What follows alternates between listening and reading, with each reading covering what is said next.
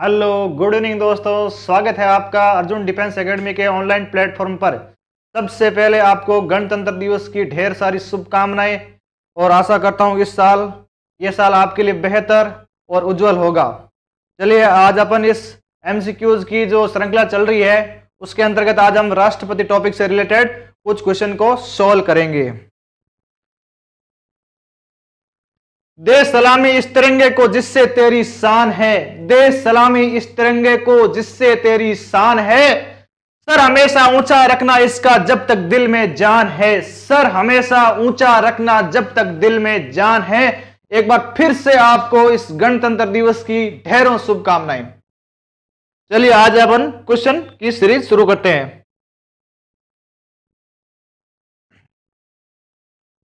संसद के लिए राष्ट्रपति का अभिभाषण कौन तैयार करता है? संसद के लिए राष्ट्रपति का अभिभाषण कौन तैयार करता है? अपने आंसर दीजिए सभी।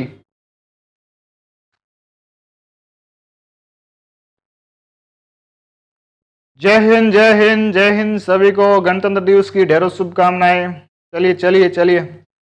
संदीप सारण, जय हिंद, जय हिंद, जय हिंद। सबको जय हिंद। चलिए, संसद के लिए राष्ट्रपति का अभिभाषण कौन तैयार करता है? ए स्वयं राष्ट्रपति, बी लोकसभा अध्यक्ष, सी राज्यसभा से सभापति, डी केंद्रीय मंत्रिमंडल। जय हिंद भाई, जय हिंद। सभी आंसर दीजिए अब। तो दोस्तों, इसका राइट आंसर होगा केंद्रीय मंत्रिमंडल। केंद्रीय मंत्रिमंडल होता है वो राष्ट्रपति का अभिभाषण तैयार करता है। तो इसका राइट आंसर हो जाएगा डी, केंद्रीय मंत्रिमंडल। नेक्स्ट, संविधान के किस अनुच्छेद के अंतर्गत राष्ट्रपति संघीय मंत्रिपरिषद की सलाह मानने के लिए बाध्य है? ध्यान रखना दोस्तों, संविधान के किस अनुच्छेद के अंतर्गत राष्ट्रपति संघीय मंत्रिमंडल की सलाह मानने के लिए बाध्य है? ए अनुच्छेद 74, बी अनुच्छेद 85, अनुच्छेद 86, अनुच्छेद 101। दीजिए। हंसराज, राजवीर, ममता, हिना, सब दीजिए, आंसर दीजिए। संविधान के किस अनुच्छेद के अंतर्गत राष्ट्रपति संघीय मंत्रिपरिषद की सलाह मानने के लिए बाध्य है? बिल्कुल, लगभग सभी का सही आ रहा है। लोग बहुत ज्यादा कॉन्फिडेंट है। इसका राइट आंसर होगा आर्टिकल 74। आर्टिकल 74 में यह है कि प्रधानमंत्री और मंत्रिपरिषद होगी जिसकी सलाह मानना राष्ट्रपति के लिए लगभग बाध्यकारी है, तथा एक बार से राष्ट्रपति चाहे तो वापस भेज सकता है। लेकिन आर्टिकल 74 यह कहता है कि उसके अकॉर्डिंग जो राष्ट्रपति है उनकी सलाह मानने के लिए बाध्य है।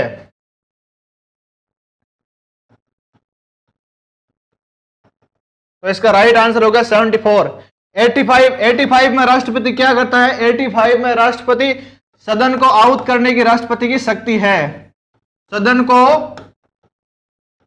आहूत करने की शक्ति है। सदन को राष्ट्रपति आहूत कर सकता है, लेकिन यह है कि दो बैठकों के बीच में 6 माह से ज्यादा का अंतर नहीं होना चाहिए। लेकिन जो दो बैठकें होती है सदन की, उसके 6 माह से अधिक का अंतर नहीं होना चाहिए।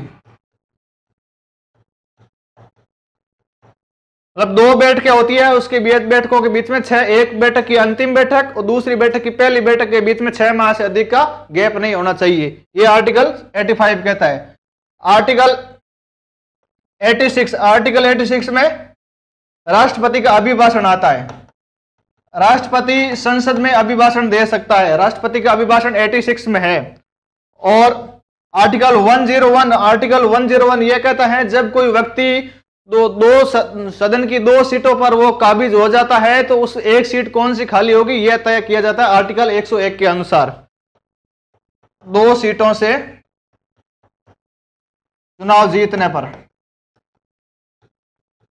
उसका प्रावधान है कि कौन सी सीट वो खाली करेगा। चलिए नेक्स्ट, भारत के राष्ट्रपति के पास कौन सी वीटो शक्तियां होती है? ध्यान रखना दोस्तों, यह क्वेश्चन आया हुआ है डिफेंस के अंदर।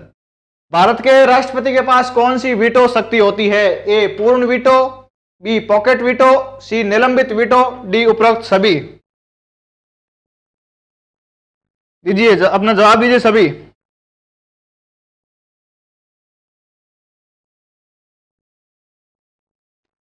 भारत के राष्ट्रपति के पास कौन सी वीटो शक्ति होती है? इसका आंसर है डी, उपरोक्त सभी। राष्ट्रपति के पास पूर्ण वीटो भी होता है, पॉकेट वीटो भी होता है और निलंबनकारी वीटो भी होता है। चलिए नेक्स्ट।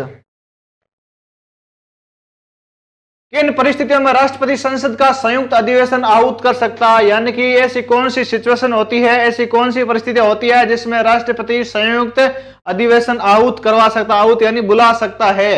ए, एक सदन द्वारा पारित विधेयक को दूसरे सदन द्वारा रद्द कर देना।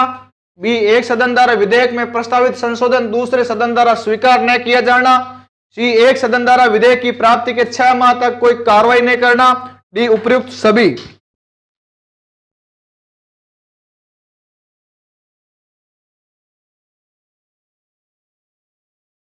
बिल्कुल, लगभग सभी का सही आंसर है उपयुक्त सभी परिस्थितियों में। कौन कौन सी परिस्थिति?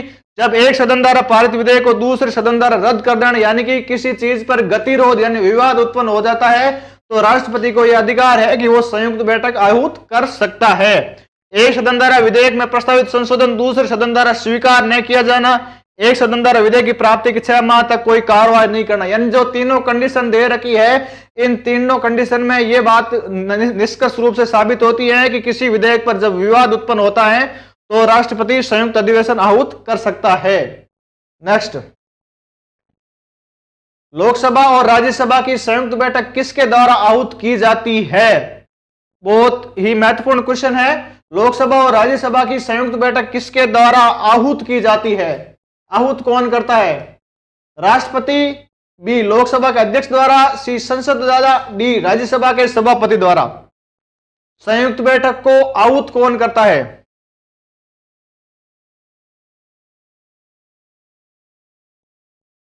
देखिए दोस्तों, लोकसभा और राज्यसभा की संयुक्त बैठक को आहूत राष्ट्रपति करता है। आहूत कौन करता है? आहूत राष्ट्रपति करता है, लेकिन उस बैठक की, उस जो बैठक होती है, राष्ट्रपति जिस बैठक को आहूत करता है, उस बैठक की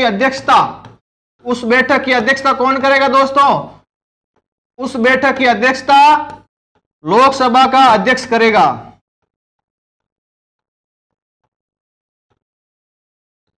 लोकसभा का जो पीठासीन अधिकारी होता है, लोकसभा अध्यक्ष होता है, वो दोनों सदनों की जो संयुक्त बैठक होती है उनकी अध्यक्षता करेगा।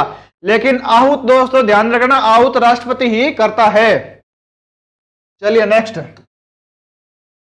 निम्नलिखित में से किसको किसी भौगोलिक क्षेत्र को अनुसूचित घोषित करने का संवैधानिक अधिकार है? यानी कोई एरिया होता है, उस एरिया को शेड्यूल्ड एरिया घोषित करने का राइट किसको है?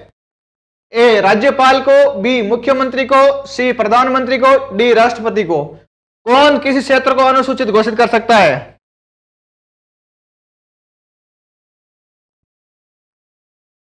इसका राइट आंसर होगा राष्ट्रपति। राष्ट्रपति को यह अधिकार है कि वह किसी क्षेत्र को अनुसूचित घोषित कर सकता है। अनुसूचित घोषित करने का मतलब है, अनुसूचित घोषित होने के बाद उसका जो फंड होता है उसके लिए स्पेशल फंड दिया जाता है। जैसे पूर्वोत्तर में कुछ क्षेत्र है वो अनुसूचित क्षेत्र घोषित कर रखे हैं, तो उनको स्पेशल फंड मिलता है उनके लिए। नेक्स्ट।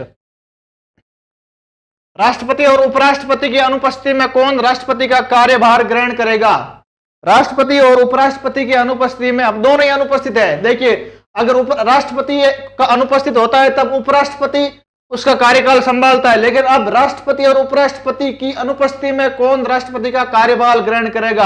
यानी कि दोनों ही अनुपस्थित है, तब कौन करेगा? ए, सर्वोच्च न्यायालय का मुख्य न्यायाधीश, बी, लोकसभा का अध्यक्ष, सी, मंत्रिपरिषद, डी, प्रधानमंत्री का कैबिनेट। एम के ए, शिल्पा ए, संदेश ए, ऑफिशियल ए, कुंभाराम ए। बिल्कुल, सर्वोच्च न्यायालय का मुख्य न्यायाधीश होता है, वो राष्ट्रपति और उपराष्ट्रपति दोनों की अनुपस्थिति में उसकी राष्ट्रपति का कार्यभार ग्रहण करेगा। इसका राइट आंसर है सर्वोच्च न्यायालय का मुख्य न्यायाधीश। यानी कि राष्ट्रपति जब उपस्थित नहीं होता है, पद खाली होता है, तो उसका कार्यकारी अध्यक्ष, राष्ट्रपति उपराष्ट्रपति बनता है। जब उपराष्ट्रपति का भी पद खाली होता है तो सर्वोच्च न्यायालय का मुख्य न्यायाधीश, CJI, chief justice of India, वो कार्यवाहक राष्ट्रपति के रूप में कार्य करेगा। नेक्स्ट, अगर भारत के राष्ट्रपति के चुनाव में कोई विवाद है तो उस विवाद को किसको सौंपा जा सकता है? यानी कि राष्ट्रपति के चुनाव से संबंधित विवाद का निस्तारण कौन करता है? ए भारत के महाधिवक्ता, बी संसद, सी भारत के सर्वोच्च न्यायालय, और इनमें से कोई नहीं। यानी कि राष्ट्रपति के चुनाव से संबंधित विवादों का निपटारा कौन करता है? सरपंच का पड़ोसी सी किशोर, हंसराज, संजू। अगर भारत के राष्ट्रपति के चुनाव में कोई विवाद है तो उस विवाद को सौंपा जा सकता है। यानी कि राष्ट्रपति के चुनाव से संबंधित विवादों को निस्तारण कौन करता है? उसका निस्तारण भारत का सर्वोच्च न्यायालय करता है। कौन करता है दोस्तों? भारत के सर्वोच्च न्यायालय ही राष्ट्रपति के चुनाव से संबंधित विवादों का निपटारा करता है। नेक्स्ट, एक सांसद अथवा विधानसभा का सदस्य राष्ट्रपति निर्वाचित हो सकता है, परंतु कब, किस कंडीशन में निर्वाचित हो सकता है? ए चुनाव लड़ने से पूर्व उसे अपनी सदस्यता से त्याग पत्र देना होगा, बी अपने निर्वाचन से 6 माह के अंदर अपनी सदस्यता छोड़नी होगी, निर्वाचित होने के तुरंत उपरांत अपनी सदस्यता छोड़नी होगी, डी एक सांसद चुनाव लड़ सकता है परंतु विधानसभा का नहीं। यानी कि राष्ट्रपति के निर्वाचन होने के लिए क्या क्या जरूरी है चुनाव लड़ने से संबंधित?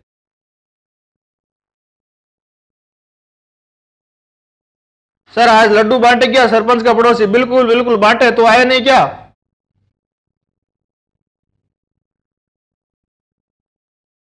कुंभाराम डी, शांति बी, आसाराम बी।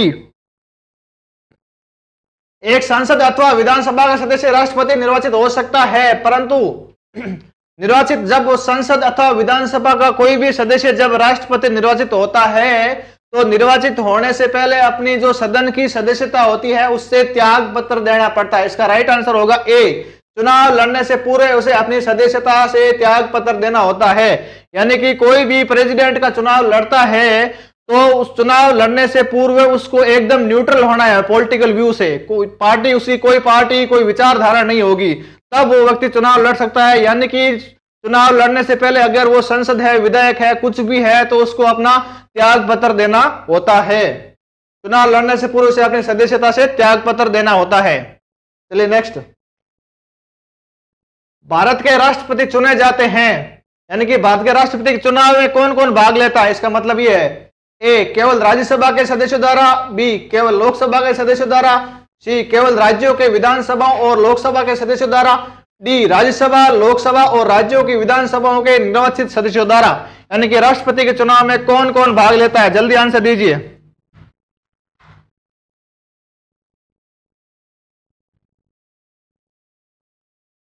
शांतिराम कहता है कि सर आप मेरा कमेंट क्यों नहीं पढ़ते? भाई कमेंट किस किस का पढ़े? क्वेश्चन सोल्व करें या फिर आप कमेंट ही पढ़ते रहिए? हाँ लगभग आंसर का सभी का पढ़ते ही हैं, और तूने नाम भी ऐसा लिख रखा है तो उसका कमेंट क्या पढ़े? तो इसका राइट आंसर होगा भारत के राष्ट्रपति के चुने जाते हैं। यानी कि भारत के राष्ट्रपति के चुनाव में कौन कौन भाग लेता है दोस्तों? तो इसका राइट आंसर है डी, राज्यसभा, लोकसभा और राज्यों की विधानसभा। दोस्तों याद रखना, केवल और केवल निर्वाचित सदस्य, कैसे सदस्य? केवल और केवल निर्वाचित सदस्य ही राष्ट्रपति के चुनाव में भाग लेते हैं। राज्यसभा, लोकसभा और राज्यों की विधानसभाओं के निर्वाचित सदस्य प्लस जो दिल्ली और पुदुचेरी की विधानसभा के जो निर्वाचित सदस्य है वो भी राष्ट्रपति के चुनाव में भाग लेते हैं। इसका राइट आंसर होगा डी। चलिए नेक्स्ट, यदि भारत के राष्ट्रपति का पद रिक्त हो जाए और कोई उपराष्ट्रपति भी न हो तब निम्न में से कौन कार्यवाहक राष्ट्रपति होगा? यानी कि राष्ट्रपति का पद भी खाली है, उपराष्ट्रपति का पद भी खाली है और किसी को कार्यकारी राष्ट्रपति बनाना है तो किसको बनाया जाएगा? ए राज्यसभा का उपसभापति, भारत का महान्यायवादी, सी लोकसभा का अध्यक्ष, डी सर्वोच्च न्यायालय का मुख्य न्यायाधीश।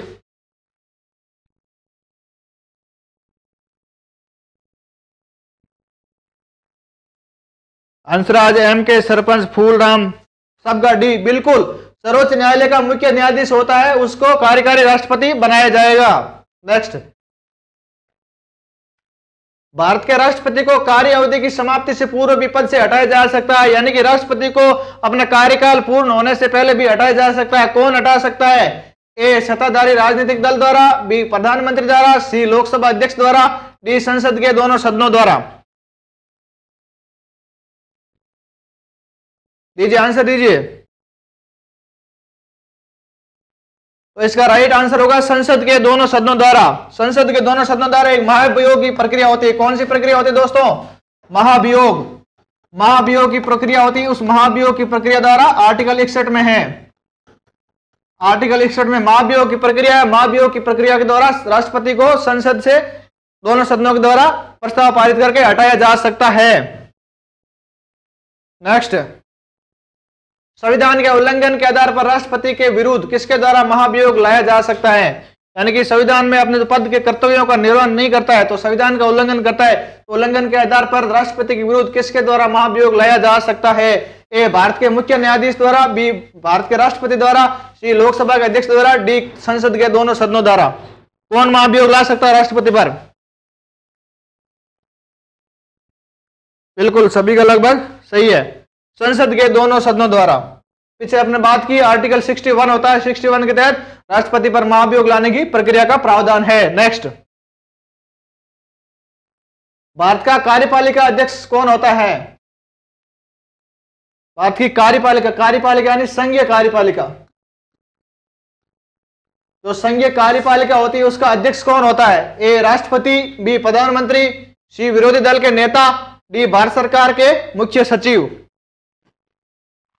देखिए दोस्तों, इसका राइट आंसर होगा भारत का संघीय कार्यपालिका अध्यक्ष कौन होता है? राष्ट्रपति होता है। समस्त जो कार्यपालिका करती है वो राष्ट्रपति के नाम से किए जाते हैं, लेकिन उस कार्यपालिका शक्ति का वास्तविक रूप से यूज कौन करता है? प्रधानमंत्री और उसकी कैबिनेट यूज करती है।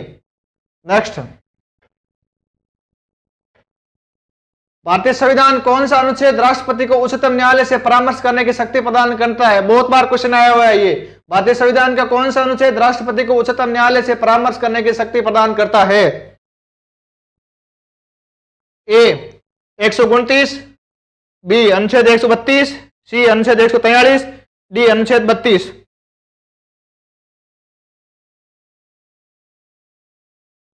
इसका राइट आंसर होगा आर्टिकल 143 सी। अनुच्छेद 143 तहत राष्ट्रपति को उच्चतम न्यायालय से परामर्श करने का अधिकार है। राष्ट्रपति कुछ भी संघीय मामले या आजादी से पूर्व या गणतंत्र और स्वतंत्र के बीच की स्थिति के बारे में कुछ भी इश्यू होता है, उन इश्यू को लेकर सुप्रीम कोर्ट से कंसल्ट कर सकता है। और रही बात 129 की, ये एक न्यायालय को अभिलेख न्यायालय का प्रावधान है, यानी कि जो नित्य भी न्यायालय के जो डिसीजन होते हैं एक रिकॉर्ड के रूप में प्रोटेक्ट रहते हैं। बाई चांस कभी फ्यूचर में जरूरत पड़ जाए तो उन रिकॉर्ड को वापस निकाला जा सकता है। आर्टिकल 132, ये क्या होती है? कोर्ट की जो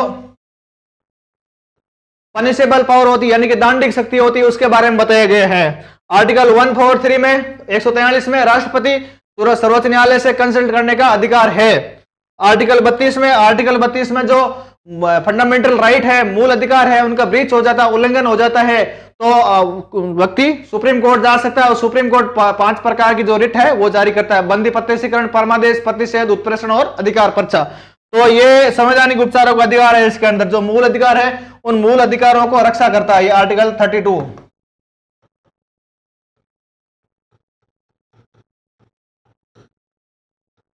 और आर्टिकल 32 के भीमराव अंबेडकर ने संविधान की आत्मा भी कहा है। तो राष्ट्रपति को परामर्श करने की शक्ति आर्टिकल 123 के तहत है हाई कोर्ट से, सुप्रीम कोर्ट से। नेक्स्ट, भारतीय राष्ट्रपति के सर्वसम्मति से चुने जाने का अभी तक एकमात्र उदाहरण है। ऐसे कौन से राष्ट्रपति थे जो सर्वसम्मति से चुने गए थे? ए doctor Rajendra Prasad, B doctor Radhakrishnan, सी डॉक्टर जाकिर हुसैन, डी नीलम संजीव रेड्डी। आंसर आज 126 में हाईकोर्ट 6 प्रकार की रिट जारी कर सकता है। 126 में नहीं, 226 में है। बिल्कुल लगभग सभी का राइट आंसर है। भारतीय राष्ट्रपति के कौन से राष्ट्रपति थे जो सर्वसम्मति से चुने गए थे? इसका राइट आंसर है डॉक्टर नीलम संजीव रेड्डी। नेक्स्ट, भारतीय संविधान या किस अनुच्छेद के अंतर्गत भारत सरकार का दायित्व है कि वह बाह्य आक्रमण एवं आंतरिक अशांति से राज्यों की रक्षा करे? Article 355, article 356, article 352, article 360। ऐसा कौन सा आर्टिकल है जिसमें बाह्य आक्रमण और आंतरिक अशांति से राज्यों की रक्षा करने का प्रोविजन है?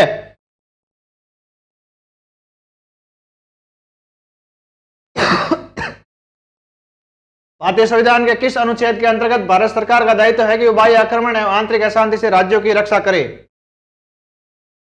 इसका राइट आंसर है आर्टिकल 352, 352। यह कहता है दोस्तों युद्ध,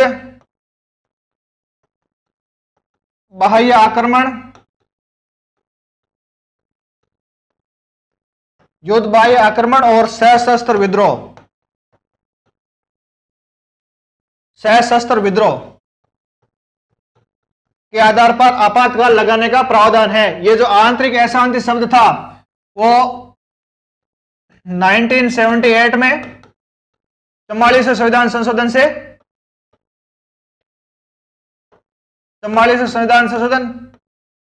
1978 में इससे आंतरिक अशांति के स्थान पर सशस्त्र विद्रोह जोड़ा गया शब्द है। तो अब ध्यान रखना, जो आर्टिकल 352 है उसके अंदर 3 प्रोविजन है, युद्ध, बाह्य आक्रमण और सशस्त्र विद्रोह। इन तीनों के आधार पर 352 के तहत आपातकाल लगाया जा सकता है। और 360 है आर्टिकल 360, ये वित्तीय आपातकाल का प्रावधान है। अगर जो फाइनेंशियल क्राइसिस उत्पन्न हो जाएगा इंडिया के अंदर, कंट्री के अंदर, तो उसके तहत आर्टिकल 360 के तहत आपातकाल लगाया जा सकता है। आर्टिकल 356 यह कहता है जो राज्यों में राष्ट्रपति शासन का प्रावधान है, यानी कि जो राज्यों का सिस्टम, स्टेट की गवर्नमेंट है जो कॉन्स्टिट्यूशन के अकॉर्डिंग नहीं चल रही है, तो गवर्नर प्रेसिडेंट को इन्फॉर्म करेगा और आर्टिकल 356 के तहत आपातकाल यानी इमरजेंसी लगा सकता है। तथा आर्टिकल 355 में आपातकाल लगने का प्रोविजन दे रखा है। चलिए नेक्स्ट, आपातकाल की घोषणा को स्वीकृति हेतु संसद के समक्ष रखा जाना आवश्यक है। जब आपातकाल लगता है तो आपातकाल की घोषणा की स्वीकृति के लिए संसद के इसका अनुमोदन चाहिए। वो अनुमोदन कितने टाइम के अंदर अंदर रखा जाना आवश्यक है? ए 1 माह के अंदर, बी 2 माह के अंदर, सी 6 माह के अंदर, डी 1 वर्ष के अंदर।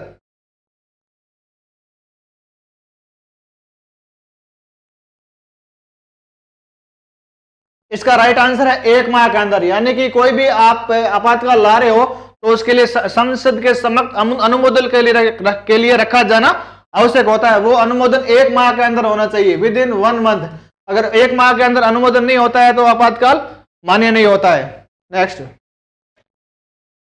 भारत में वित्तीय आपातकाल की घोषणा आज तक कितनी बार की गई? सबसे इंपॉर्टेंट क्वेश्चन है, भारत में वित्तीय आपातकाल की घोषणा आज तक कितनी बार की गई है? ए 5 बार, बी 4 बार, सी 1 बार, डी कभी नहीं।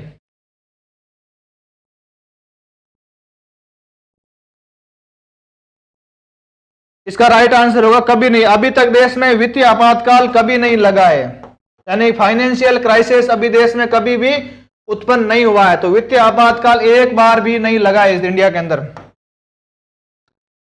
नेक्स्ट, भारत के राष्ट्रपति को यह अधिकार नहीं प्राप्त है। समाधान करें, बी सर्वोच्च न्यायालय के न्यायाधीश को हटाए, सी आपातकाल की घोषणा करे, डी अध्यादेश जारी करे। राष्ट्रपति को कौन सा अधिकार नहीं है इनमें से? बताइए आप सब लोग।